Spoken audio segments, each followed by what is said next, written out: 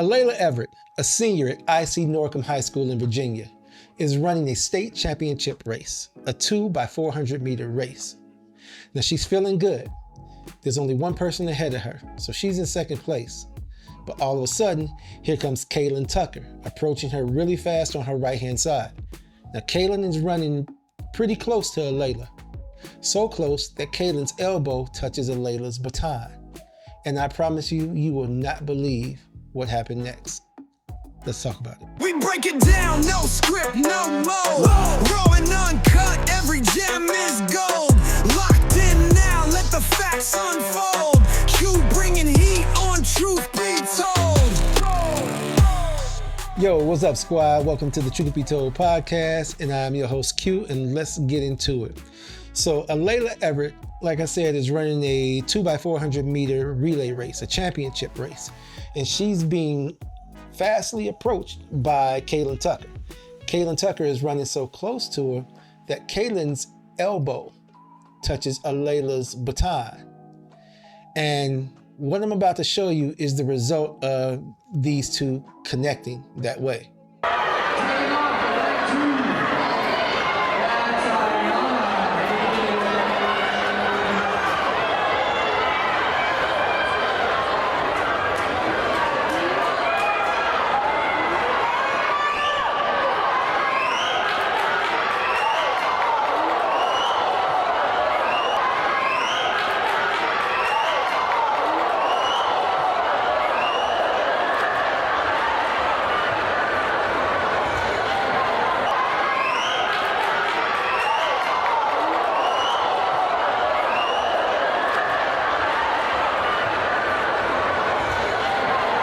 Okay, so based on what you saw Alayla strike Kaylin across the back of the head with her baton. Did it look intentional or did it look like a mistake? Did it look like Alayla was off balance or something was wrong? Hold on to that thought because the news got involved. This turned out to be a really huge story nationwide, and I want you to hear what Kaylin and her family had to say.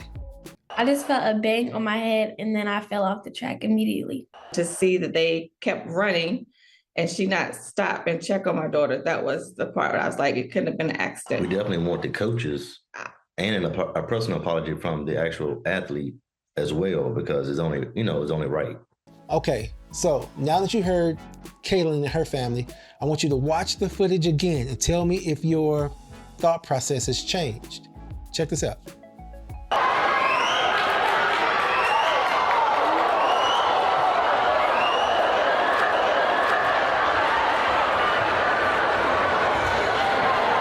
Okay, there you have it.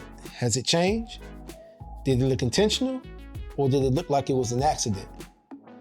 Well, the news also interviewed Alayla and her family. Listen to what they had to say. But I know my intentions and I would never hit somebody on purpose. I didn't have to see your first video, second video, 10 video. I know 100% that she won't do this to nobody. We just feel like a lot of the allegations were just so unfair. Especially talking about the items that were used. You know, this baton is lighter than a plastic cup. You understand what I'm saying? So I believe the allegations were a little harsh. Maybe if it was actually a skull fracture, then you talk about it. But the possible skull fracture makes things so much worse. Okay, so there you have it.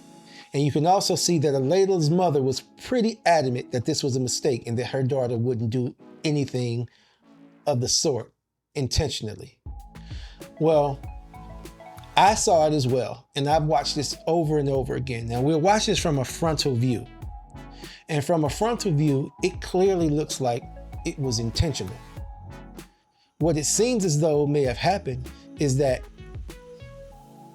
Alayla was being passed up by Kaylin and probably gotten upset about it, and not to mention her elbow hitting Alayla's baton. And in a fit of emotion, she struck her across the back of the head. That's what it looks like to me.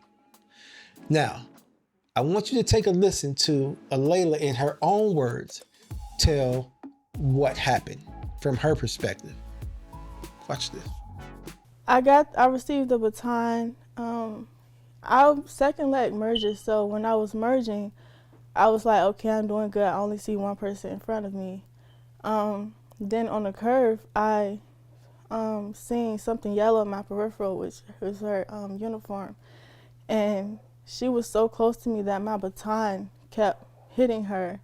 And it's either keep hitting her or fall into the metal railing that's on the bank track. So eventually, like after a couple times hitting her, my baton got stuck behind her back like this, and it rolled up her back. I lost my balance, and when I pumped my arms again, she got hit. She was cutting in when it happened, when she should have waited a little bit longer. But she cut in too quick, so she was so close to me that she got hit when I was running. So, yeah. Alayla, that's not what happened. At least that's not what I saw. What it looks like to me is that she was grasping for answers. To add insult to injury, the NAACP even got involved. But when the NAACP got involved, you would think that they're getting involved to mediate some form of just resolution to this situation. No, they sided with Alayla. What does that say about the victim in this case? We don't care? What does that say, or what message are we giving to Alayla? That we're giving you a pass on what happened? Now, is anybody going to hold this young lady accountable for what happened? With her in her rallies, her parents are saying she would never do anything to hurt anybody. She clearly struck somebody in the back of the head with a baton. And to me, it looked intentional because it clearly didn't happen the way that you explained it. Now, I want you to take a look at a key piece of footage from Alayla's interview. And I'm going to show you something. Okay? This is important. Watch this. And she was so close to me that my baton kept hitting her. And it's either keep hitting her or fall into the metal railing that's on the bank track. Keep hitting her or fall into the metal railing. Keep hitting her or fall into the metal railing. Hey, come here. Now, I don't want to seem crazy, but I need you to show me the metal railing that Alayla was referring to, that she wanted to keep from running into, because I didn't see it. Watch this.